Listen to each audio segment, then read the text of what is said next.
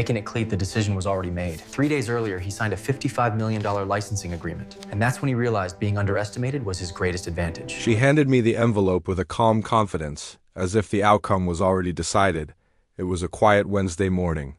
Sunlight filtered through the kitchen window, catching dust in the air. She stood there, perfectly put together, like this was just another item on her schedule. "Sign these when you're ready," she said.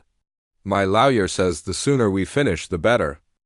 I didn't open the envelope right away. I didn't need to. The thickness of the paper, the practiced distance in her voice, the way she avoided my eyes, it all told the story. Divorce papers. 3 days earlier, I had signed a licensing agreement worth $55 million. She didn't know that.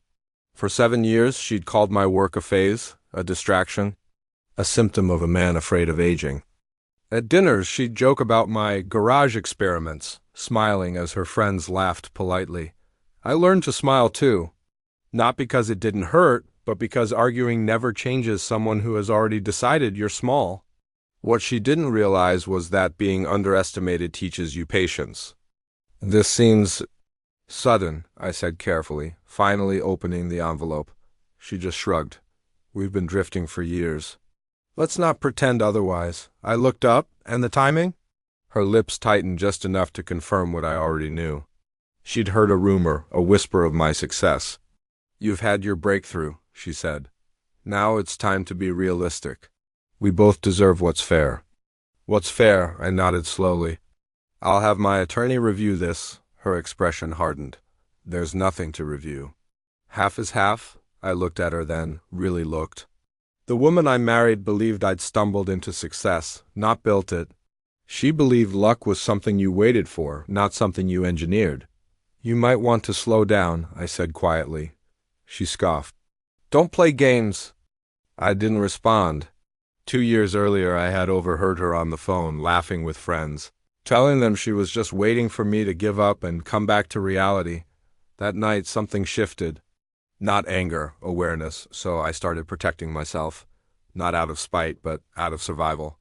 I separated my intellectual property, incorporated quietly, placed patents under entities she'd never even heard of.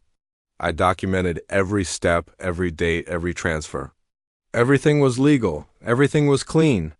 I learned that when done correctly, preparation looks a lot like invisibility. Back in the kitchen, she gathered her purse, already halfway gone emotionally. "Have your lawyer call mine," she said. "Let's keep this civilized," I smiled faintly. "Of course." That confidence stayed with her for weeks. Social posts about new beginnings. Expensive dinners, weekend trips she assumed she could soon afford. She spent like the future had already been deposited into her account. Then discovery began. Her lawyer requested disclosures. Mine complied. The first crack in her confidence appeared when she realized the money wasn't where she expected it to be. "Why is everything so complicated?" she snapped at me on the phone. "Because life is," I replied evenly.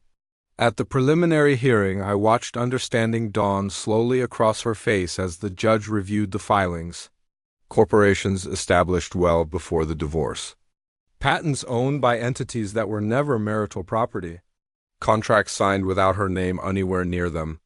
Her lawyer's confidence just evaporated. "This wasn't hidden," the judge said calmly. "It was structured." The room went quiet.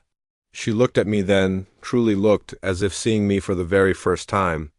"You planned this," she whispered. "I prepared," I corrected her. "There's a difference." The settlement was finalized weeks later. She kept what was genuinely shared between us, no more, no less. The rest had never been hers to claim. She didn't scream. She didn't accuse. She just looked tired. "I thought you'd cave," she said softly.